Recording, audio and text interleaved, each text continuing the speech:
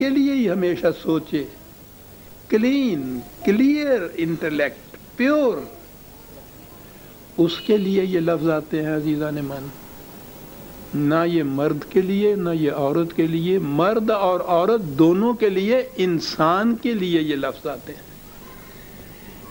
زوجنا کے معنی شادی کر دینا نہیں ہے ہمارے ہاں تو زوج اور زوجیت، زواج معنی ہی شادی کے آتے ہیں۔ عربی زبان میں کمپینین کے معنی میں یہ لفظ آتا ہے، رفقا کے معنی میں آتا ہے، ساتھیوں کے معنی میں آتا ہے، مردوں کے مرد زوج ہوتے ہیں،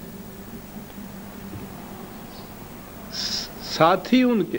اب جنت کی نماں آ رہی تھیں، باغات، چشمے، لباس، اور اس کے ساتھ ساتھی کمپینین کس قسم کے؟ اصلی جنت تو یہ ہے کمپینین کے جو عقل، پاکیزہ عقل کے مالک، فریب کار عقل ان میں نہ ہو، صاف شفاف عقل و شعور و فکر کے انسان، یہ ان کے ساتھی ہوں گے۔ یدعون فیہا بکل فاکہۃ آمنین، ہر خوشگوار چیز وہاں وہ چاہیں گے، اور وہ لوٹ کھسوٹ سے نہیں، آمنین، پورا امن قائم رکھتے ہوئے معاشرے کے اندر یہ سب چیزیں کھائیں گے۔ اس قسم کا معاشرہ ایک طرف تو جہاں تک طبعی زندگی کے رزق کا تعلق ہے اس کو بھی مثالوں سے سمجھا دیا کہ بہترین قسم کا جو رزق تصور میں آ سکتا تھا وہ رزق بھی ساتھ دیا، اور وہاں اصل چیز تو یہ کمپینین ہے صاحب، کمپینین یا ساتھی اگر وہ فٹ نہیں کرنے والا جسے ہم کہیں گے تو وہ ایسے ہی ہے جیسے نہایت قیمتی جوتا آپ کا سفر کے لیے، لیکن وہ لگدا ہوئے پیر نو کتے، پھر دیکھو پہ مصیبت کی بن دی ہے تواڈے لئی۔ وہ ایویں اینا کچھ نہ پوائنٹ ہوندا جہاں جوتا لگتا ہے، ایک قدم نہیں چلنے دیتا انسان کو۔ کمپینین اس قسم کا نہیں، کمپینین بدو بھی نہیں۔ کیا بات ہے قرآن کی، عقل و فکر کے مالک، شعور کے مالک، انٹلیکٹ کے مالک، لیکن وہ جن کا انٹلیکٹ فریب کاری کے لیے صرف نہ ہو، صاف شفاف کلین پاکیزہ عقل و فکر کے مالک، یہ وہاں ساتھی ہوں گے۔ یہ ہے تصور جو دیا، اور اس کے بعد لا یذوقون فیہا الموت الا الموتۃ الاولی وبقاہم عذاب الجحیم فضلا من ربک۔ حیات جاوید ہوگی، پہلی موت جو آ چکی وہ آ چکی، اس کے بعد موت نہیں ہے۔ اس پہ میں پھر گفتگو کروں گا کیونکہ یہ چیز تو اب آتی رہے گی نا، شروع ہو گئے ہیں، قرآن نے یہ انداز اختیار کیا ہے۔ پہلی چیز یہ ہے کہ وہ حیات جاوید ہے، موت نہیں ہوگی، دوسری موت۔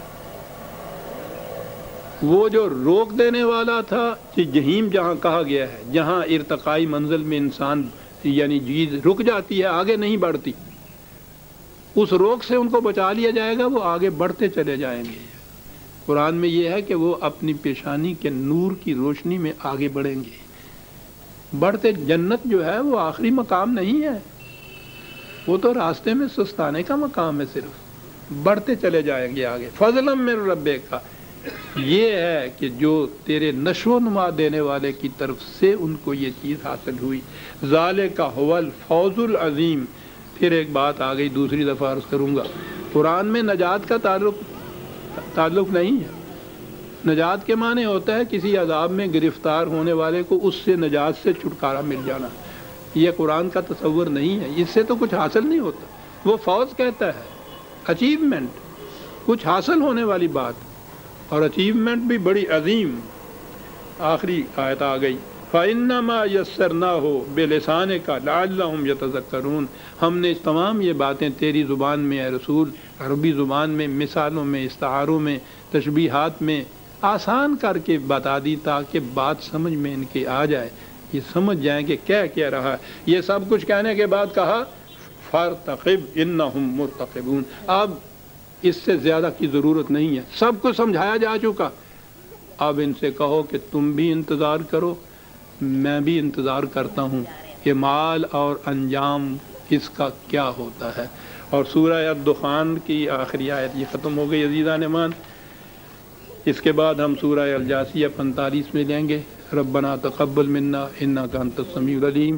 اور پھر ایک اور معذرت، آپ دیکھ رہے ہیں میری صحت اب بھی اچھی نہیں ہے، اس کے لیے مجھے چند دنوں کے لیے باہر بھی جانا پڑے گا، اور ہو سکتا ہے کہ میں اگلے جمعے تک واپس نہ آ سکوں۔ حضرات کو مایوسی نہ ہو آنے کی، تو اگلے جمعے کے درس کی مجھے پھر چھٹی دے دیجیے، ناغہ کیجیے۔ اس کے بعد جو درس ہوگا انشاءاللہ اس میں آپ تشریف لائیے گا۔ ایک یہ اعلان ہے، اس میں دے دیے نا انعام۔ جس کتاب کا برسوں سے انتظار تھا وہ بالآخر شائع ہو گئی۔ محترم پرویز صاحب کی کتاب تصوف کی حقیقت سٹال سے مل سکتی ہے۔